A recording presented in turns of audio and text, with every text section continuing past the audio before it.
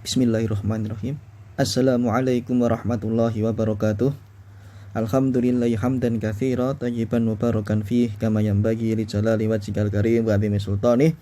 Ahlan wa sahlan wa marhaban bikum jami'an kepada adik-adik santri kelas 11 KMI Putra. Tayyib, kita bertemu kembali untuk melanjutkan pembahasan materi kita di mata pelajaran Al-Hadits. Di pertemuan yang lalu kita sudah membahas terkait hadis nomor 182 yang isinya kurang lebih tentang pembagian harta rampasan perang yang dinamakan dengan Al-Fai yang dibagikan Nabi kepada para sahabatnya.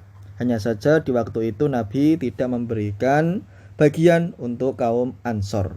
Kemudian terjadilah sebagaimana yang disampaikan oleh perawi Abdullah bin Zaid bin Asim ini, yang kemarin kita sudah membaca artinya dan maknanya.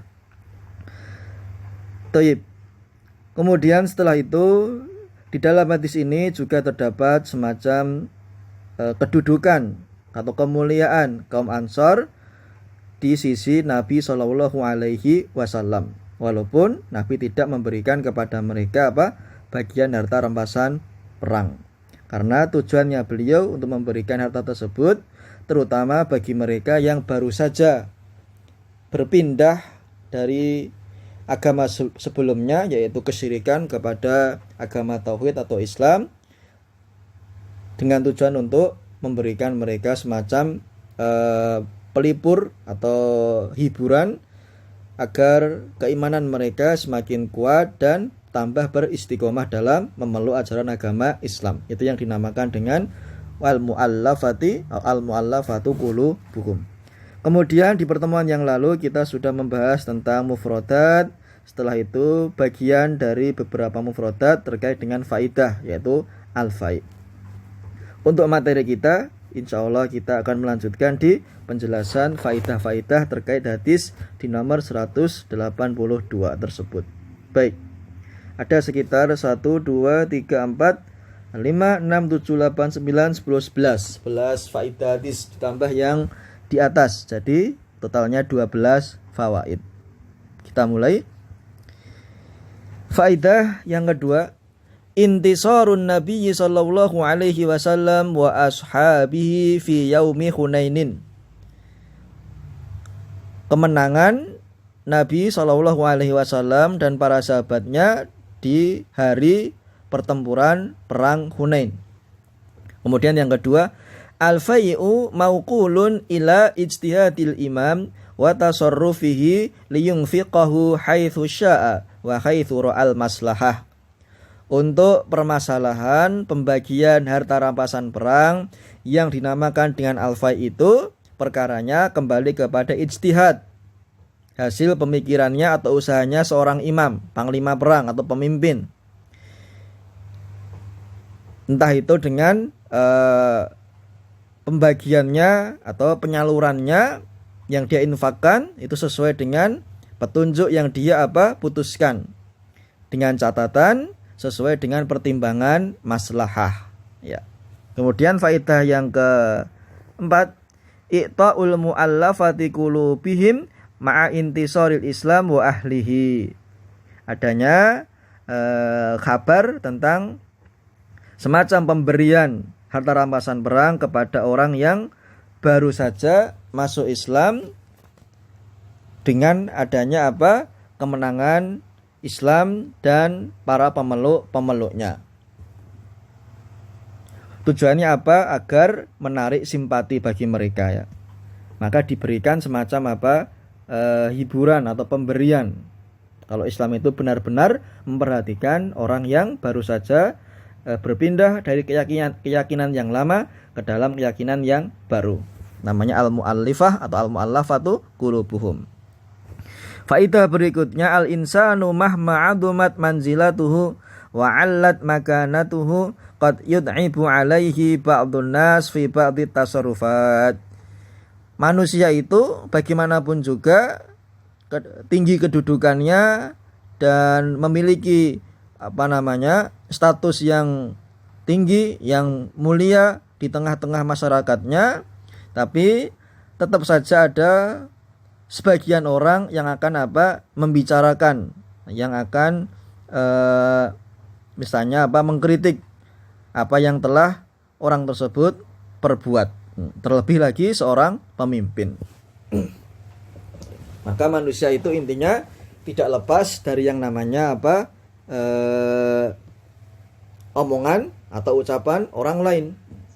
Selama dia hidup, bagaimanapun status sosialnya, kedudukannya, derajatnya di mata orang, pasti akan tetap menjadi bahan pembicaraan, terutama terkait dengan perilaku dan akhlak.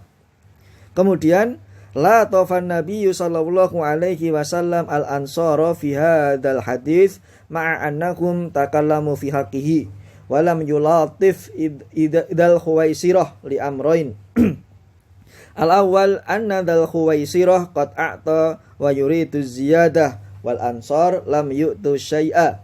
Ats-tsani anna dal khuwaisirah takallama ala jihatil qadah wal ittiham. Nabi semacam menghibur kaum Ansar sebagaimana yang terdapat di dalam intisari matan hadis tersebut, walaupun mereka merasa tidak diperhatikan hak-hak mereka.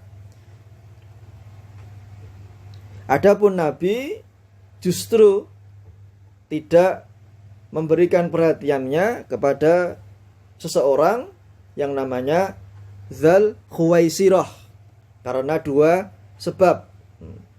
Jadi di sini intinya Nabi itu memberikan para sahabat-sahabatnya dari harta rampasan perang sesuai dengan kedudukannya, manzilahnya di sisi Nabi. Belum tentu yang diberi itu mulia di sisi Nabi, dan belum tentu yang tidak diberi bagiannya tidak baik kedudukannya di sisi Nabi, sesuai dengan haknya masing-masing.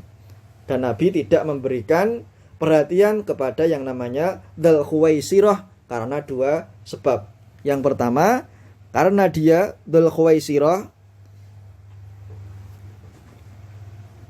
ketika diberi dia ingin meminta tambahan. Justru orang Ansor tadi yang memang seharusnya memiliki hak tapi tidak diberikan oleh Nabi, tapi tidak mau terang-terangan ingin meminta haknya. Jadi Dzul Khuwaisirah ini bisa dibilang ingin minta tambahan haknya padahal sudah diberi, atau bisa kita sebut tamak. Kemudian yang kedua, Dzul Khuwaisirah ini ketika berbicara kepada Nabi dengan tujuan untuk tujuan mengajak pembicaraan kepada Nabi, tujuannya untuk mencela dan mencaci atau bahkan menuduh bahwa Nabi SAW itu yang telah Allah muliakan, Allah sucikan namanya, berbuat tidak adil, padahal tidak seperti itu. Ini mungkin terkait dengan amalan orang-orang munafikin. Di sini disebut dengan nama Dzul Khuwaisirah atau Dzul Khuwaisirah. Orang yang telah diberi bagian oleh Nabi tetapi merasa kurang dan ingin minta lebih. Padahal ada kaum yang lain, kaum Ansor, yang seharusnya memiliki hak tapi Nabi tidak memberikannya. Tapi mereka memiliki kedudukan tinggi di sisi Nabi. Kemudian fakhatabahum ustudilla atau istadalla bihi ala annal khutbah la takunu mahsuratan bi sholatil jumu'ah. Khutbah di sini ada sebagian para ulama mengambil kesimpulan hukum bahwasannya khutbah itu tidak terbatas hanya pada sholat Jumat saja. Boleh di momen-momen yang lain, misalnya walimahan, misalnya setelah peperangan selesai, di kegiatan pembagian harta rampasan perang dan yang semisalnya, atau misalnya di acara ta'lim gitu. Kemudian jawazu idlalil insan ala ghairihi binafsihi bisyarti an yakuna hunaka faidah wala yakuna ala jihati tabqid wal iftikhar wal man. Diperbolehkan untuk misalnya merendahkan diri atau melebihkan diri derajatnya kepada orang lain dengan dirinya sendiri, diperbolehkan. Saya ini misalnya, dengan syarat adanya suatu faidah atau maslahah, bukan karena tujuan berbangga-bangga, menampakkan misalnya keilmuannya, menampakkan kelebihannya, tidak. Tujuannya untuk melepaskan diri dari yang namanya tuduhan. Kalau ada orang yang menuduh kita hal yang tidak ada di dalam sifat kita, maka kita boleh menyampaikan, saya ini seperti ini. Tapi bukan tujuannya untuk membanggakan diri kita, punya kelebihan kepada orang lain, punya karunia atas orang lain yang tidak dimiliki oleh orang lain. Nah, itu tidak boleh. Hanya untuk suatu maslahah saja atau faidah.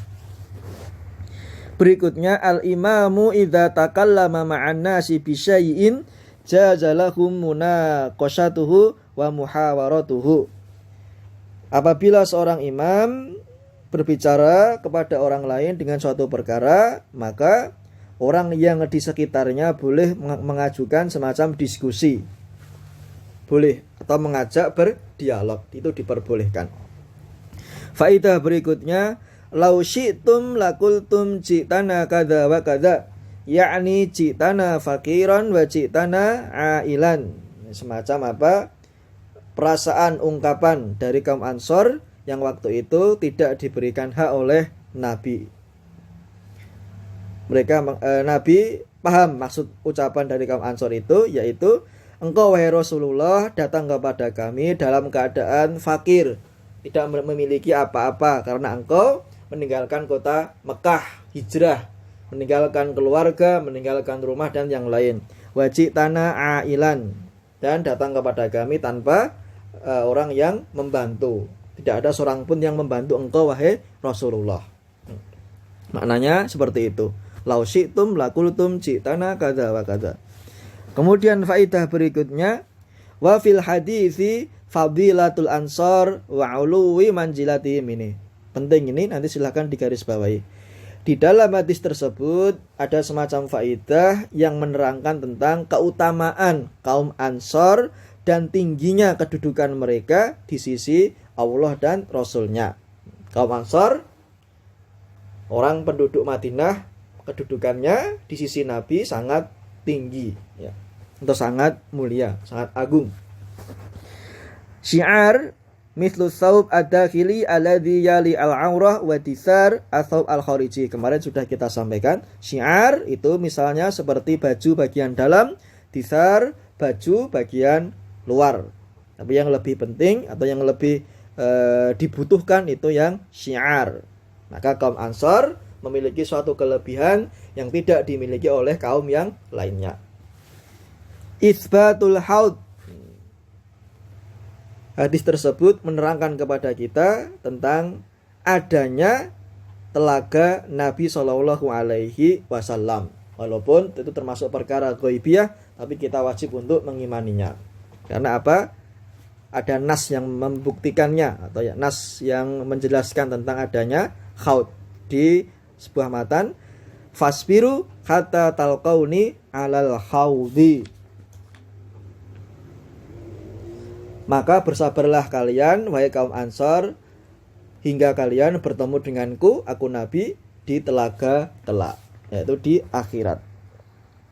Faidah yang terakhir, jawazuz sana 'alal akharin bima fihim min sifatin fadilatin. Diperbolehkan memuji kepada orang lain dengan pujian yang memang layak untuk dipuji dari sifat yang mulia, misalnya karena orangnya rendah hati, orangnya dermawan, orangnya tawadhu. Nah, itu boleh untuk kita puji sifatnya, ya, bukan fisik atau bukan bentuk dari tubuh seseorang. Baik, itu tadi tambahan penjelasan materi terkait dengan faidah-faidah yang terkandung di dalam hadis nomor 182. Nanti silahkan kalau ada waktu, ini bisa tugas ya, nanti kalian perhatikan poin-poin pentingnya, dipahami saja, terutama terkait dengan yang di matan hadis tersebut. Faidah misalnya, faidah terakhir ini, kemudian isbatul haud, kemudian keutamaan kaum Ansor dan kedudukannya yang tinggi di sisi Nabi, kemudian pemberian kepada orang yang baru saja masuk Islam, dan kemenangan Nabi dan para sahabatnya di waktu perang Hunain. Nah, ini nanti antum dipahami dengan baik poin-poin pentingnya seperti itu. Baik, alhamdulillah selesai materi kita. Insya Allah di pertemuan berikutnya kita akan membahas bab baru, yaitu bab shadaqatul fitri biidnillahi ta'ala. Selesai. Akhirul kalam, aqulu qauli hadza wafaqakumullahu jami'an. Wassalamualaikum warahmatullahi wabarakatuh.